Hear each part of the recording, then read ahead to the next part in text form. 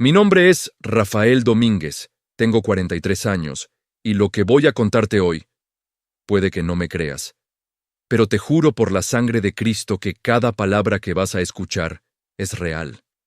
Es tan real como el aire que respiras ahora mismo. Era 2019, en Santiago de Cuba. El gobernador de la provincia había firmado la orden de demolición de nuestra iglesia. Teníamos 48 horas para desalojar el templo donde mi abuelo había predicado, donde mi padre había sido bautizado, donde yo había conocido a Jesús por primera vez cuando tenía apenas 8 años. Pero hermana, lo que pasó después cambió no solo mi vida, sino la de toda una ciudad. Lo que vas a escuchar desafía toda lógica humana. Y si estás viendo este video ahora mismo, no es casualidad. Dios quiere que sepas algo que puede transformar tu fe para siempre. Prepárate, porque lo que realmente ocurrió esa noche es absolutamente inexplicable. Era una tarde de marzo en Santiago de Cuba, y el calor húmedo se pegaba a la piel como una segunda capa. El olor a café cubano mezclado con el aroma del mar Caribe llenaba las calles empedradas de nuestro barrio. Pero esa tarde había algo diferente en el ambiente, una tensión que podías cortar con un machete. Yo estaba en la iglesia, preparando el sermón para el culto de esa noche, cuando escuché los pasos pesados subiendo las escaleras de madera que crujían bajo el peso de las botas militares. Mi corazón comenzó a latir más fuerte. En Cuba, cuando escuchas esos pasos, sabes que las noticias no van a ser buenas. La puerta se abrió con un sonido seco, como un hueso que se quiebra. Entraron 3 hombres, 2 uniformados y uno en traje civil que claramente era el que mandaba. Sus ojos eran fríos como el acero, y en su mano derecha llevaba un sobre manila que parecía pesar más que una lápida. «¿Pastor Rafael Domínguez?», me preguntó con una voz ronca, como si hubiera estado gritando toda la mañana. Yo asentí, sintiéndome pequeño delante de la enormidad de lo que estaba por venir. «Traigo una orden directa del gobernador de la provincia. Esta iglesia debe ser demolida en 48 horas. Motivo: construcción ilegal y actividades no autorizadas por el Estado». Las palabras cayeron sobre mí como una avalancha. Mis piernas temblaron y por un momento pensé que me iba a desmayar. Esta iglesia no era solo un edificio. Era el lugar donde mi abuelo, pastor, había predicado durante 40 años antes de partir con el Señor.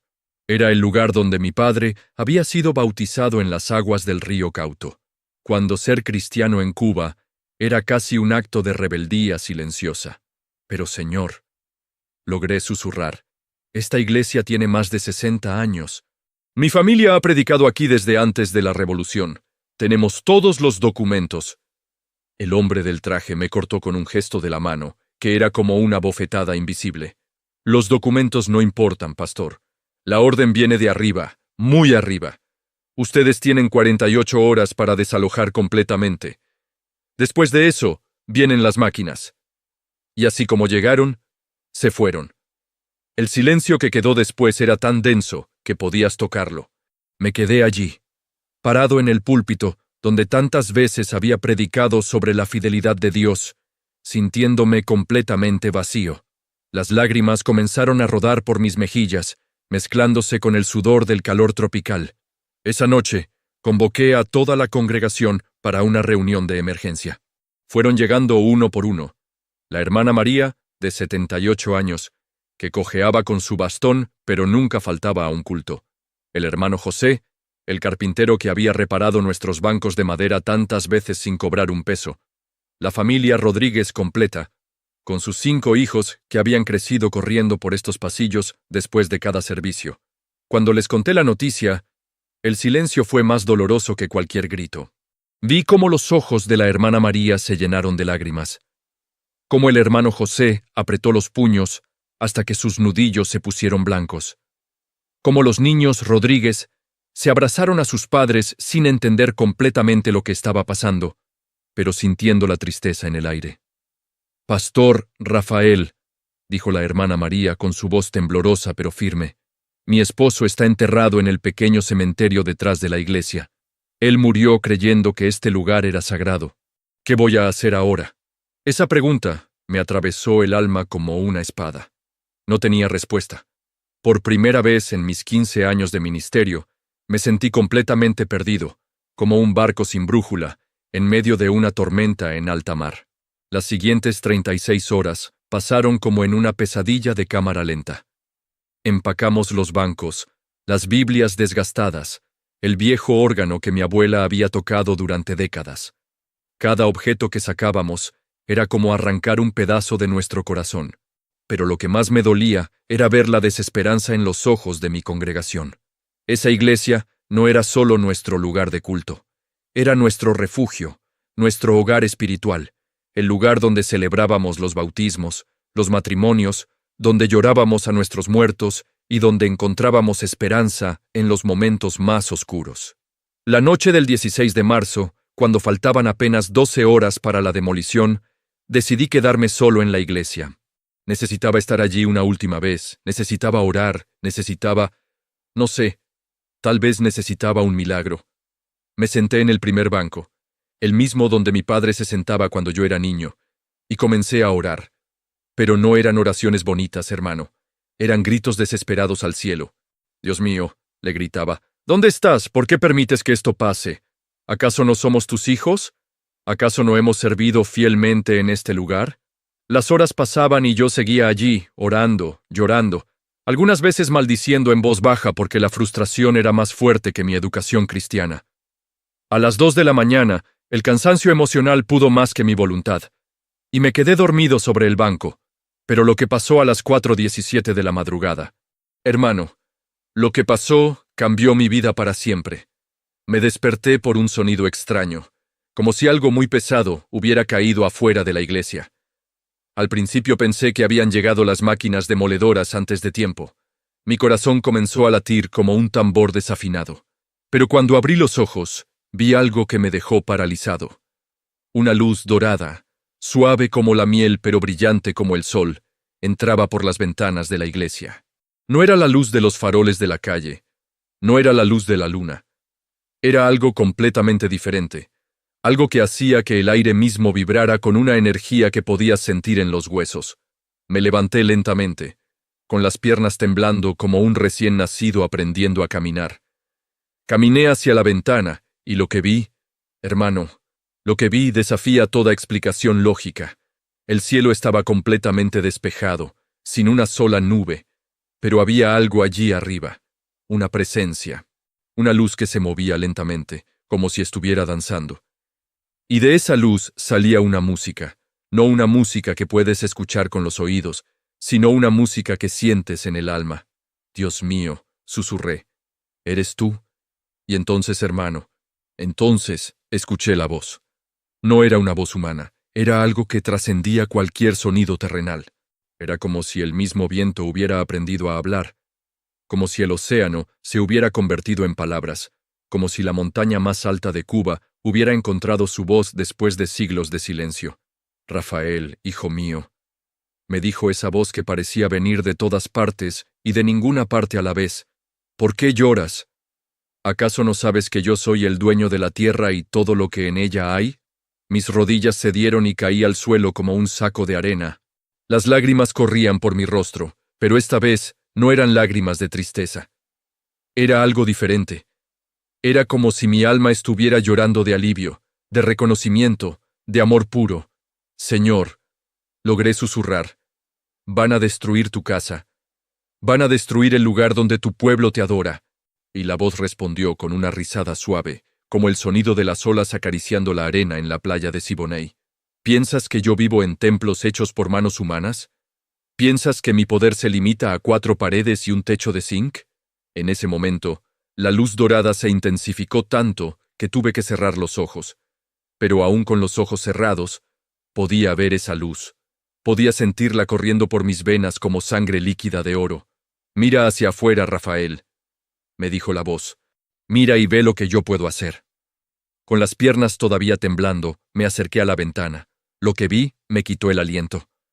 En la calle frente a la iglesia había una fila interminable de personas. No eran los vecinos del barrio, no eran miembros de nuestra congregación.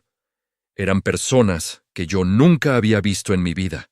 hombres en uniformes militares, mujeres en batas blancas que parecían doctoras, niños de todas las edades, ancianos caminando con dificultad pero con una determinación férrea en sus rostros.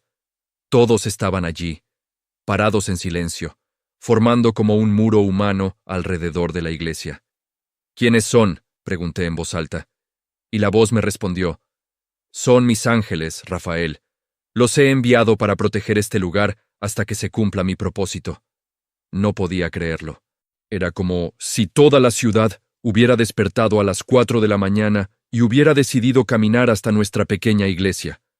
Pero lo más impactante no era la cantidad de gente, era la expresión en sus rostros. Todos tenían la misma mirada serena, la misma paz profunda, como si hubieran estado esperando este momento toda su vida. A las 7 de la mañana, puntual como un reloj suizo, llegaron las máquinas demoledoras. 3 excavadoras enormes, amarillas como girasoles gigantes, seguidas por un convoy de camiones y una docena de obreros con cascos blancos. Pero cuando el capataz de la demolición bajó de su camioneta y vio la multitud que rodeaba la iglesia, su rostro cambió completamente. Era como si hubiera visto un fantasma, o mejor dicho, como si hubiera visto un ejército de fantasmas. «¿Qué carajo es esto?», gritó, acercándose a las primeras personas en la fila. Pero cuando trató de hablar con ellas, algo extraordinario pasó. Ninguna le respondía, pero todas lo miraban con una sonrisa tan pacífica que parecía desarmar cualquier agresividad. El capataz sacó su radio y comenzó a hablar nerviosamente. «Base, base. Aquí equipo de demolición. Tenemos un problema. Hay como 1000 personas rodeando el edificio. No podemos proceder». Desde la radio llegó una voz áspera.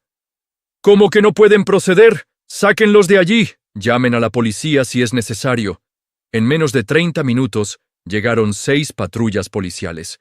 Pero cuando los oficiales salieron de sus vehículos y vieron la escena, algo increíble pasó. Algunos de ellos se quitaron las gorras y se unieron a la multitud. Otros se quedaron parados, como hipnotizados, sin poder mover un músculo. Yo estaba viendo todo esto desde la ventana de la iglesia, sin poder creer lo que mis ojos contemplaban. Era como si estuviera viendo una película, pero sabía que era real porque podía sentir el olor del café cubano que alguien había empezado a preparar en la calle. Podía escuchar el sonido de los pájaros cantando en los árboles de mango. Podía sentir la brisa caribeña entrando por la ventana abierta. A las 10 de la mañana, llegó el mismo hombre del traje civil que me había entregado la orden de demolición. Pero esta vez venía acompañado por 2 oficiales de alto rango y alguien que claramente era de mayor jerarquía. Se acercaron a la multitud y el hombre del traje gritó: «Por orden del gobernador de la provincia, desalojen inmediatamente esta área. Esta es una orden oficial». Pero algo asombroso pasó. En lugar de dispersarse, más gente comenzó a llegar. Parecía como si cada vez que las autoridades gritaban, aparecían más personas de la nada. Llegaban caminando por las calles empedradas, como si siguieran una música que solo ellos podían escuchar. Era ya mediodía cuando el hombre de mayor jerarquía, que después supe que era el mismísimo gobernador de la provincia, decidió tomar cartas en el asunto personalmente. Se acercó a la puerta de la iglesia y gritó: «Pastor Domínguez, salga inmediatamente, tenemos que hablar». Yo salí, con las piernas todavía temblorosas, pero con una paz en el corazón que no había sentido nunca antes. Cuando me vio, el gobernador me miró con una mezcla de confusión y respeto que nunca había visto en los ojos de una autoridad cubana. «Pastor», me dijo con una voz mucho más suave de la que esperaba, «necesito que me explique qué está pasando aquí. Necesito que me diga por qué toda esta gente está dispuesta a desafiar una orden oficial solo para proteger su iglesia». Yo lo miré directamente a los ojos y le dije: «Gobernador, lo que usted está viendo no es obra mía. Yo soy solo un hombre, un pastor de una pequeña congregación en un barrio humilde de Santiago. Pero el Dios al que yo sirvo es el Rey de Reyes y Señor de Señores. Y Él ha decidido que esta iglesia no debe ser destruida». El gobernador se rió, pero era una risa nerviosa, como la de alguien que trata de convencerse de que algo imposible no está pasando delante de sus ojos. «Pastor, seamos realistas. No creo en milagros. Soy un hombre de ciencia, un hombre práctico. Pero lo que está pasando aquí Esto no es normal. En mis 30 años en el gobierno nunca he visto algo así. Entonces, algo extraordinario pasó. Una de las personas de la multitud, una anciana que no tendría menos de 80 años, se acercó lentamente al gobernador. Era una mujer negra, con el cabello completamente blanco y arrugas profundas en el rostro que hablaban de décadas de vida dura bajo el sol caribeño. «Compañero gobernador», le dijo con una voz suave pero firme, «yo me llamo Esperanza González. Hace 50 años que vivo en este barrio. He visto revoluciones, he visto cambios, he visto cosas que usted no se puede imaginar. Pero nunca había sentido lo que sentí esta madrugada». El gobernador la miró con curiosidad. «¿Qué sintió, señora?» «Sentí que alguien me tocaba el hombro a las 4 de la mañana y me decía, Esperanza, levántate y ve a proteger mi casa. Yo no soy religiosa, compañero. Hace años que no piso una iglesia. Pero esa voz no era de este mundo». Y entonces, uno por uno, otros miembros de la multitud comenzaron a contar la misma historia. Todos habían sido despertados a la misma hora. Todos habían escuchado la misma voz. Todos habían sentido el mismo llamado irresistible de venir a proteger la iglesia. El gobernador escuchó historia tras historia, y yo podía ver cómo su rostro iba cambiando. La dureza se fue suavizando, la incredulidad se fue convirtiendo en asombro. La autoridad se fue transformando en humildad. Después de escuchar más de 20 testimonios idénticos, el gobernador se acercó a mí nuevamente. Esta vez había lágrimas en sus ojos. «Pastor Domínguez», me dijo con una voz quebrada, yo no entiendo lo que está pasando. Pero sí entiendo que hay fuerzas en este mundo que van más allá de mi comprensión, más allá de mi poder». Se quedó en silencio por un momento, mirando a la multitud que seguía creciendo. Parecía como si toda Santiago de Cuba hubiera decidido venir a nuestro pequeño barrio. «Dígame una cosa», continuó. «¿Qué necesita su iglesia para seguir funcionando legalmente? ¿Qué documentos? ¿Qué permisos? Porque yo no puedo luchar contra esto. No puedo luchar contra algo que claramente es más grande que yo». No podía creer lo que estaba escuchando. El mismo hombre que 48 horas antes había venido a destruir nuestro templo, ahora me estaba preguntando cómo podía ayudarnos. «Señor gobernador», le respondí, «solo necesitamos que reconozcan oficialmente lo que siempre hemos sido. Una iglesia cristiana evangélica al servicio de la comunidad. Un lugar donde la gente puede venir a encontrar paz, esperanza y amor». Él asintió lentamente. «Eso va a requerir algunos trámites, algunos papeles, pero se puede hacer, se va a hacer». Y entonces, algo que jamás pensé que vería en mi vida. El gobernador de la provincia de Santiago de Cuba se acercó a la multitud y gritó con voz fuerte: «¡Ciudadanos! Por la presente cancelo oficialmente la orden de demolición de la iglesia Emanuel. Este edificio queda reconocido como patrimonio cultural y religioso de la comunidad». El silencio que siguió fue ensordecedor. Y entonces, como si hubieran estado esperando exactamente esas palabras, toda la multitud comenzó a aplaudir. No era un aplauso normal, hermano. Era como si el mismo cielo estuviera aplaudiendo. Pero lo más increíble vino después. Uno por uno, las personas que habían formado esa muralla humana alrededor de la iglesia comenzaron a irse. No hablaron, no se despidieron, simplemente caminaron de vuelta por donde habían venido, con la misma paz serena en sus rostros. En menos de una hora, la calle había vuelto a su normalidad. Solo quedamos el gobernador, sus oficiales, los trabajadores de demolición que ahora empacaban sus herramientas, y yo. Esa noche, convoqué nuevamente a toda la congregación para contarles lo que había pasado. Cuando terminé de relatar los eventos del día, la hermana María se puso de pie lentamente. «Pastor Rafael», me dijo con lágrimas corriendo por sus mejillas arrugadas, «yo conocía a muchas de las personas que estuvieron aquí protegiendo la iglesia». «¿En serio, hermana María? ¿De dónde las conoce?» «Pastor, muchas de esas personas están muertas». Un silencio sepulcral cayó sobre la congregación.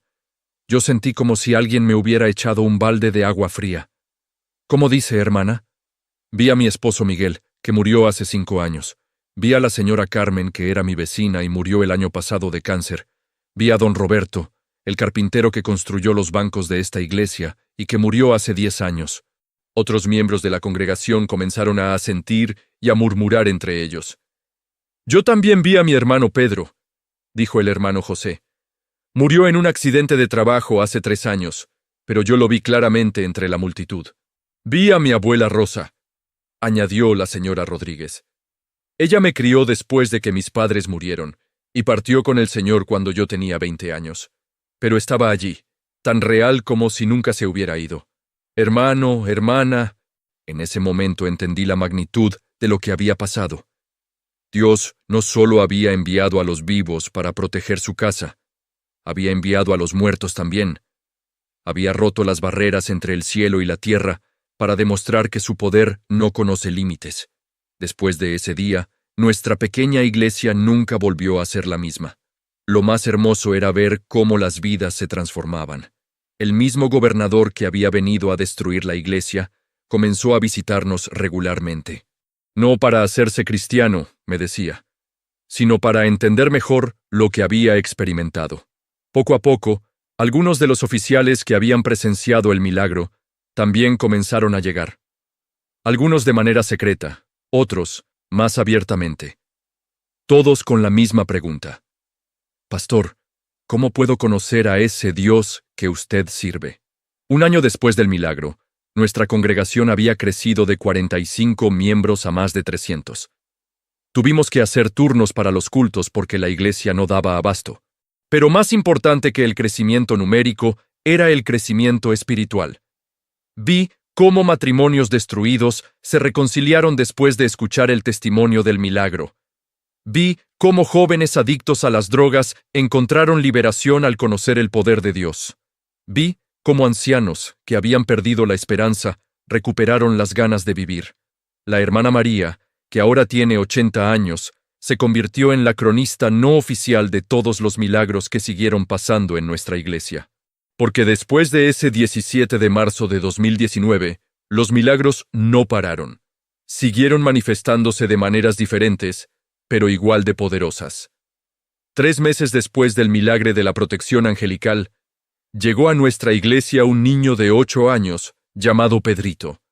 Sus padres, que no eran creyentes, lo trajeron porque había escuchado hablar del lugar donde Dios hace milagros, y quería conocer a Jesús. Pedrito había nacido con una condición en las piernas que le impedía caminar normalmente. Usaba muletas y había sido operado varias veces sin éxito. Los médicos le habían dicho a sus padres que probablemente nunca podría caminar como un niño normal. Durante el culto, mientras yo predicaba sobre el poder sanador de Jesús, Pedrito se acercó cojeando hasta el altar. «Pastor Rafael», me dijo con su vocecita inocente, ¿puede pedirle a Jesús que me sane las piernas? Hermano, te confieso que en ese momento sentí un poco de miedo. ¿Y si oraba y no pasaba nada? ¿Y si el niño se desilusionaba? Pero entonces recordé lo que había vivido apenas unos meses antes y supe que tenía que confiar.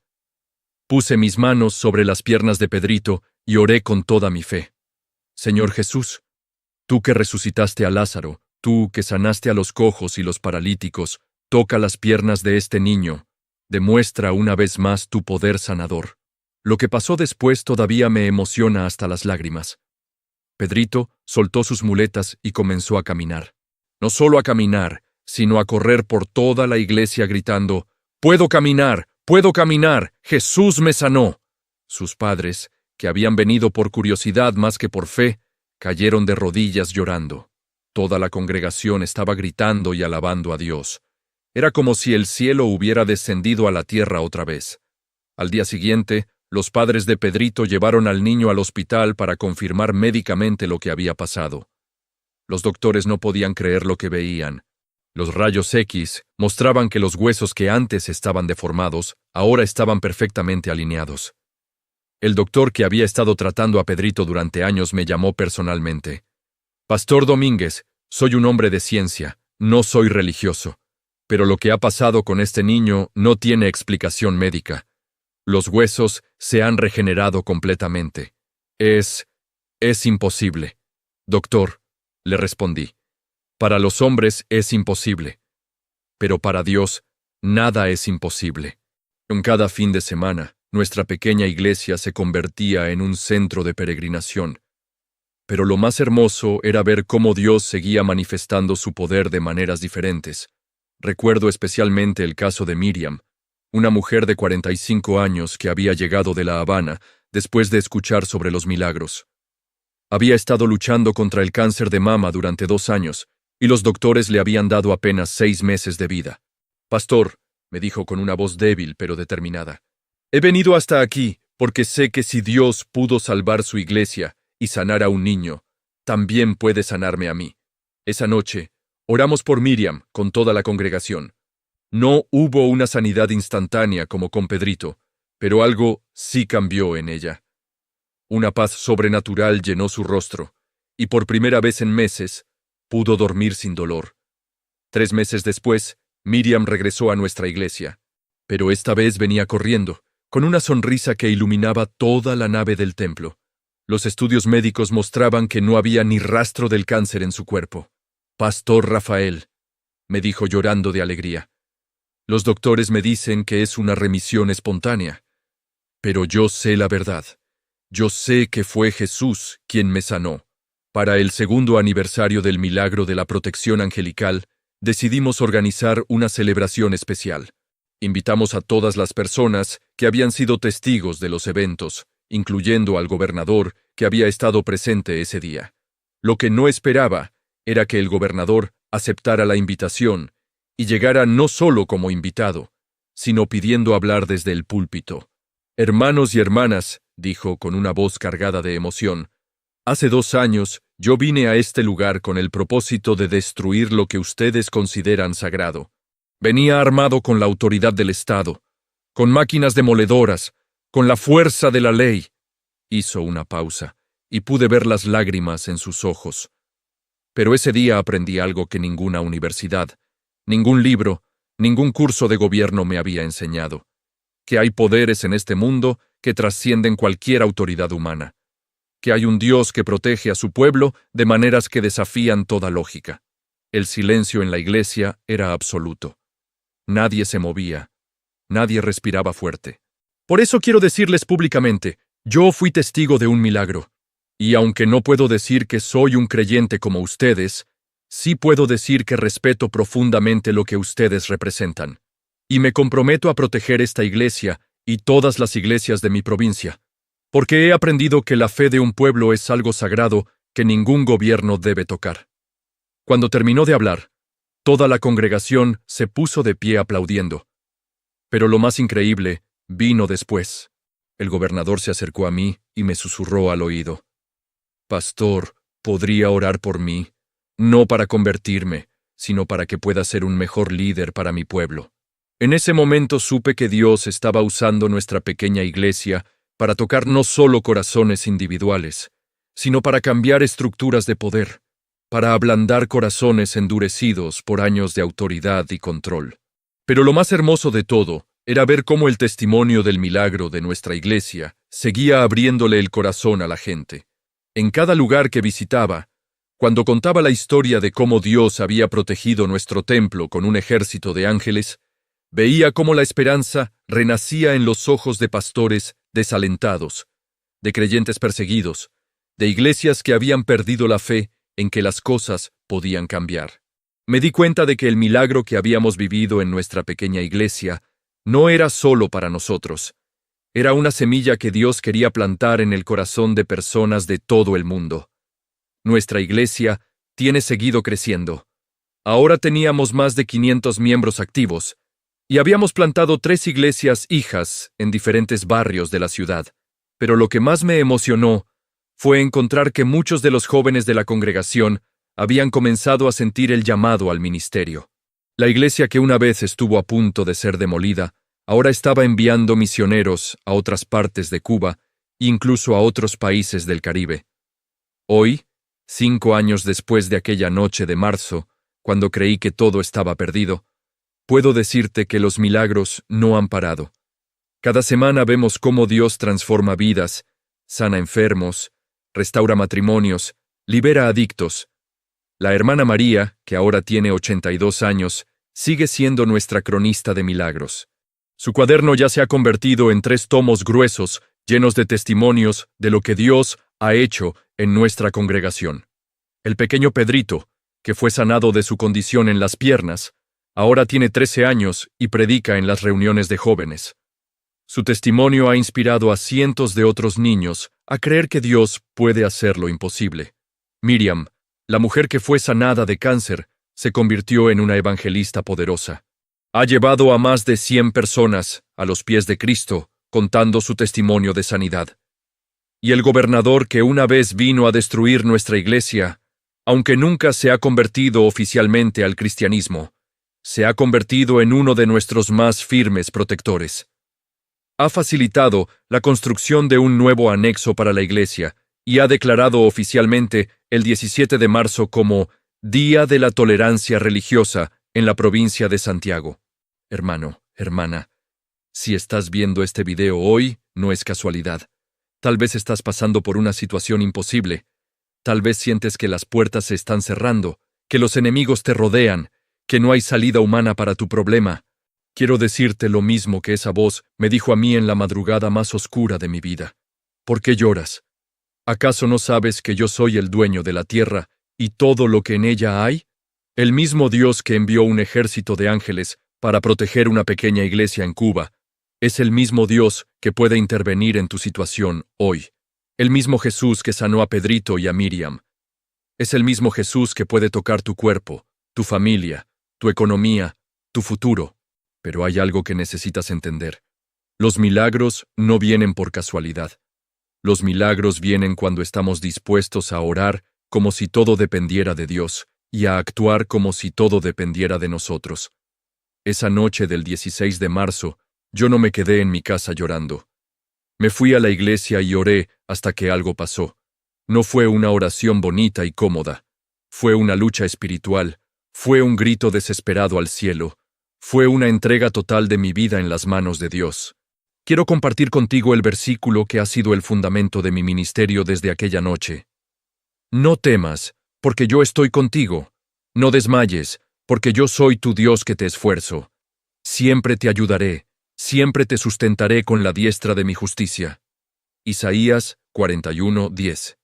Este versículo no es solo una promesa poética. Es una declaración de guerra contra toda circunstancia que trate de derrotarte. Es una garantía divina de que el mismo poder que resucitó a Jesús de entre los muertos está disponible para ti hoy. Cuando las máquinas demoledoras estaban listas para destruir nuestra iglesia, Dios no envió un pergamino legal para detenerlas. Envió un ejército sobrenatural. Cuando los médicos le dijeron a Miriam que tenía 6 meses de vida, Dios no le dio una medicina nueva. Le dio una sanidad sobrenatural. Cuando Pedrito nació con huesos deformados, Dios no le dio una cirugía mejor. Le dio una recreación sobrenatural. ¿Entiendes lo que te estoy diciendo? Tu situación no es demasiado difícil para Dios. Tu problema no es demasiado complicado para el Creador del universo. Tu enemigo no es demasiado poderoso para el Rey de Reyes. Pero quiero hacerte una pregunta directa. ¿Estás dispuesto a creer? ¿Estás dispuesto a orar no solo cuando tienes ganas, sino especialmente cuando no las tienes? ¿Estás dispuesto a perseverar hasta que veas la manifestación del poder de Dios en tu vida? Porque te voy a decir algo que aprendí esa noche de marzo. La diferencia entre los que reciben milagros y los que solo hablan de ellos es la disposición a quedarse orando cuando todos los demás se van a casa. La diferencia entre los que ven puertas abrirse y los que solo ven puertas cerrarse es la fe para seguir tocando cuando la puerta parece más cerrada que nunca. La diferencia entre los que experimentan lo sobrenatural y los que solo lo admiran de lejos es la valentía para arriesgarse a verse como locos delante de los hombres, para verse como héroes delante de Dios. Si sientes en tu corazón que este mensaje ha llegado a ti en el momento exacto que lo necesitabas, quiero que hagas algo conmigo ahora mismo. No importa dónde estés viendo este video, no importa quién esté contigo, quiero que cierres tus ojos y ores conmigo. Padre Celestial, en el nombre poderoso de Jesús, Vengo delante de ti como vino el pastor Rafael esa noche de marzo. Vengo desesperado, vengo necesitado, vengo creyendo que tú puedes hacer lo imposible en mi vida.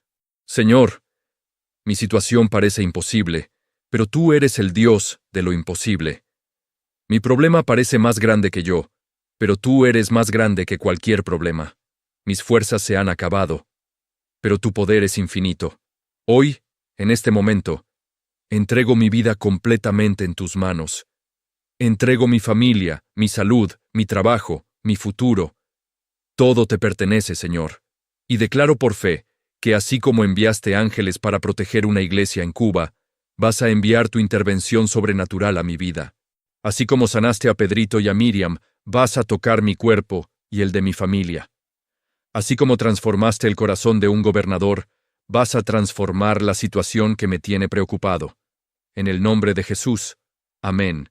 Hermano, hermana, cuando terminé de orar esa oración contigo, algo pasó en mi corazón. Sentí la misma presencia que sentí aquella madrugada de marzo. Sentí que el Espíritu Santo se movió no solo sobre mí, sino sobre cada persona que está viendo este video con fe genuina. Quiero que sepas que tu historia no termina con tus circunstancias actuales. Tu historia termina con la victoria que Dios ya preparó para ti.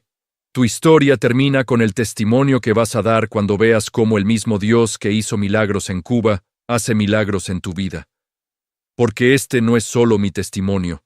Este es un testimonio para toda persona que está dispuesta a creer que nuestro Dios sigue siendo el mismo ayer, hoy y siempre.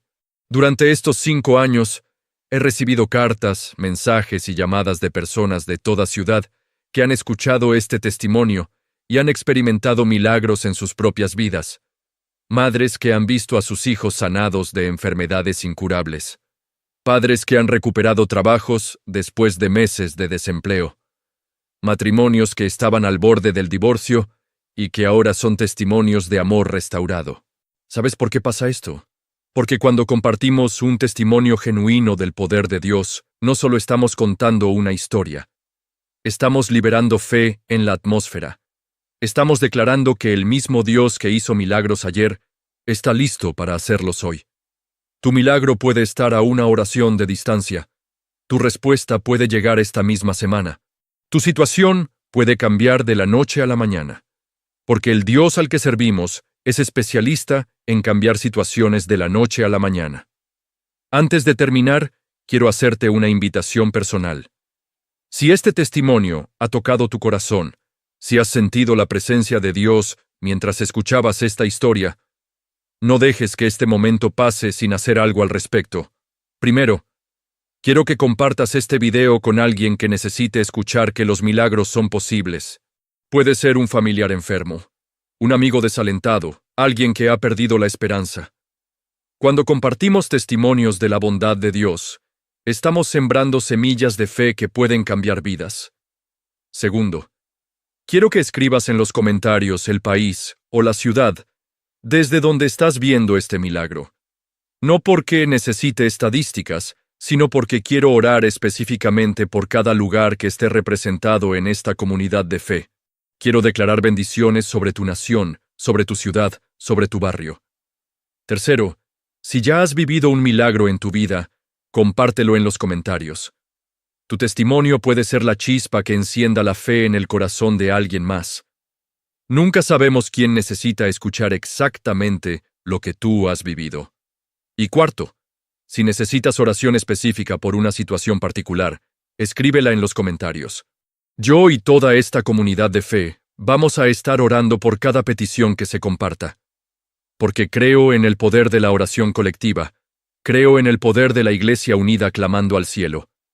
Hermano, hermana, ha sido un honor compartir contigo lo más sagrado de mi vida. Este testimonio no es solo una historia que pasó hace 5 años. Es una realidad que sigue viva, que sigue manifestándose, que sigue transformando vidas día tras día. Mientras te preparas para cerrar este video y continuar con tu día, quiero que lleves contigo esta verdad. El mismo Dios que hizo un milagro en una pequeña iglesia de Santiago de Cuba, está esperando hacer un milagro en tu vida. No importa qué tan imposible parezca tu situación. No importa qué tan cerradas estén las puertas. No importa qué tan poderosos sean tus enemigos. El Dios al que servimos es especialista en situaciones imposibles, en puertas cerradas, en enemigos poderosos. Y si Él pudo enviar un ejército de ángeles para proteger una iglesia que iba a ser demolida, si pudo cambiar el corazón de un gobernador que venía a destruir, si pudo sanar cuerpos enfermos y restaurar vidas quebrantadas, entonces puede hacer lo mismo por ti. Tu milagro está en camino. Tu respuesta está llegando. Tu victoria ya fue decretada en los cielos, y ahora está manifestándose en la tierra. Que la paz de Cristo, que sobrepasa todo entendimiento, guarde tu corazón y tus pensamientos. Que la gracia del Señor Jesucristo, el amor de Dios Padre y la comunión del Espíritu Santo sean contigo y con tu familia. Y recuerda, si este video llegó a tu vida hoy, no fue casualidad. Fue una cita divina. Fue Dios diciéndote que tu historia está a punto de cambiar. Hasta la próxima, que Dios te bendiga grandemente. Y sabemos que a los que aman a Dios, todas las cosas les ayudan a bien. Esto es, a los que conforme a su propósito son llamados. Romanos 8:28. El milagro que necesitas puede estar a una oración de distancia. No te rindas.